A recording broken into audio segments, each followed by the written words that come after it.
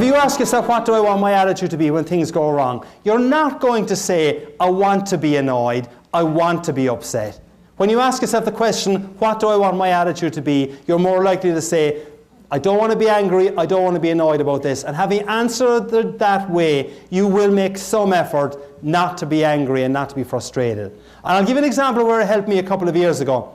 I was driving in the western suburbs of Chicago in heavy rush hour traffic. Came to a set of traffic lights, turned left at the traffic lights, and a few seconds after turning left, I noticed in my rear view mirror a mobile discotheque. Cop car, flashing lights. So I pulled to the slower lane, he pulled to the slower lane. And I remember saying to myself, well, Holy St. Patrick and St. Bridget. Bit of respect there, please. Holy St. Patrick and St. Bridget, what could that fine officer of the law want from an upstanding citizen like me? Now, that was the gist of what I was thinking. I may have said just one four-letter word. But for those of you whose mind is in the gutter, the word was oops. Which, as you all know, stands for uh-oh, police, stop. Right. So I pulled into a little small parking lot at the side of the road, and as I was pulling in, I said to myself, now why does he want to speak to me? And the only reason I could figure why he might want to speak to me was when I had turned left at the traffic lights. They were slightly red. But not by a whole lot, no, mind you. So he is there on his computer checking me to see if, in my case, I'm a member of the Irish Republican Army, or even worse, a Cubs fan. Go White Sox! I have to tell you, depending on who I'm speaking to, I obviously try and put in a kind of an answer to that gets a reaction. But when I was speaking up near the Green Bay area a couple of years ago, I made the comment that the cop was checking to see if I was a member of the Irish Republican Army, or worse, a Packers fan. I didn't think I would get out of that room alive. So he was there checking my computer to see what my record was like. And I asked myself the question that I said you should ask when things go wrong. So I asked myself the question, what do I want my attitude to be?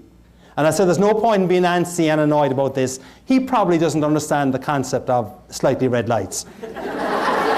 So in my side mirror, I see him walking up towards me. And this being Chicagoland area, I prayed that he had an Irish name. I prayed that he had this vision of Ireland, that the roads are still unpaved, that milk is brought to the creamery via donkey and cart, and that traffic lights, if they exist at all, are, well, basically advisory. I look up. Officer Schmidt, who proceeded to tell me in minute detail what I had done wrong. He asked for my license and he asked for my insurance. Now, none of this is made up, I promise you. I had asked myself the question, what do I want my attitude to be?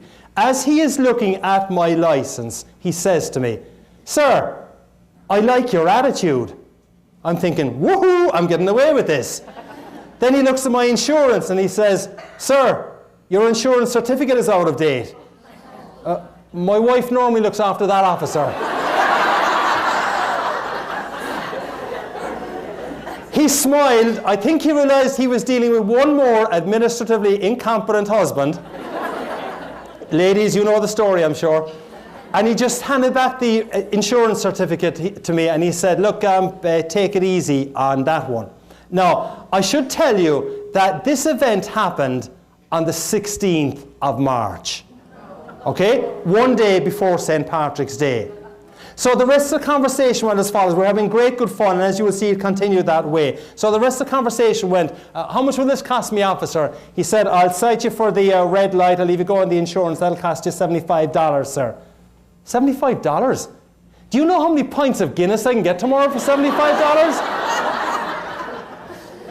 The guy cracked up laughing. I think he thought I was on crystal meth. And he said to me, sir, if I was to cite you for the red light and the lack of insurance, this would be significantly more expensive. You'd have to go to a traffic court. So I said, thank you, I appreciate the break you're giving me. I pull into a very small parking lot with only one access and egress, so I had to turn the car around and drive by Officer Schmidt. As I drove by Officer Schmidt, I kid you not, he waved to me with a genuine smile.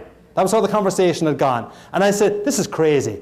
This guy's waving to me with a genuine smile, and he's after fining me 75 bucks. And I waved back to him with a genuine smile, saying, this is really crazy. He's fined me 75 bucks, and I'm waving back to him. But what Officer Schmidt, though, would not have known was that for only $75, I had got a really memorable anecdote about the importance of asking yourself a really powerful question when things go wrong.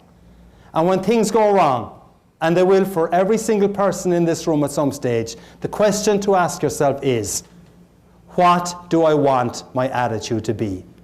It's a powerful question. If you get stuck in a traffic jam on the 88 this afternoon or 3:55 or going home and there's nothing you can do about it, ask yourself the question, what do I want my attitude to be?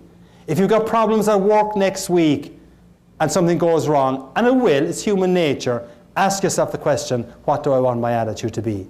If you've got a colleague who's struggling at work next week and you see that they're not in the best of form, if you can ask that person to remember what the Irish guy said last Friday.